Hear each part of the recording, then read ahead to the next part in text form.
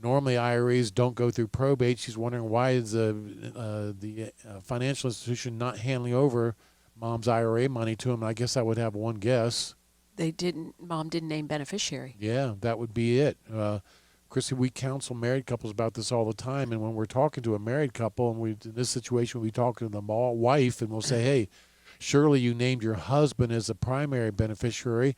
Did you name your children as a contingent beneficiary? Often the spouse will look at us and say, I don't know. I don't remember.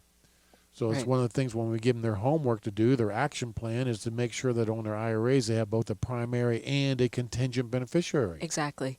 And that's why I always will advise people when you hear the words, oh, IRAs or certain things don't go through probate. That's not accurate. It is that it will go through probate if you do not name, exactly like you said, Tom, a spouse and or children as alternate. If you do not do that, there's nothing automatic. Yeah. Is the issue about that it will automatically go to a spouse. And I think people have that misconception not only about the IRAs and the financial accounts, but also about their home.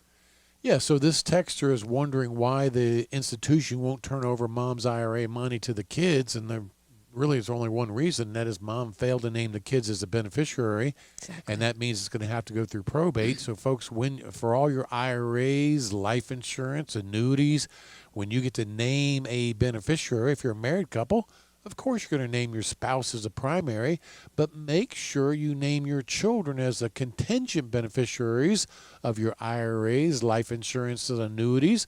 So in case your spouse happens to die before you, it's already set up for now to go to your kids. Exactly. And you're right, Tom, on all of those financial accounts, the same. It would be, again, your spouse first, and then your kids as the alternate. And as long as you do that, then it will not go through probate. So we appreciate that text for you. And if you're going to need some help opening up an estate to get access to that IRA money, well, the Olsen Law Group, we're all about helping people to avoid probate. Sometimes probates have to be done, and we can help you with that probate as well, texter. So call the Olsen Law Group in Orlando next week, 407-423-5561. By the way, we represent clients throughout the state of Florida. We can help anybody in the state of Florida with their estate planning, wills, trust. If probate needs to be done, we can assist them with that, and we can help them to protect their life savings from the cost of a nursing home. Anybody in Florida, we can help them. We sure can.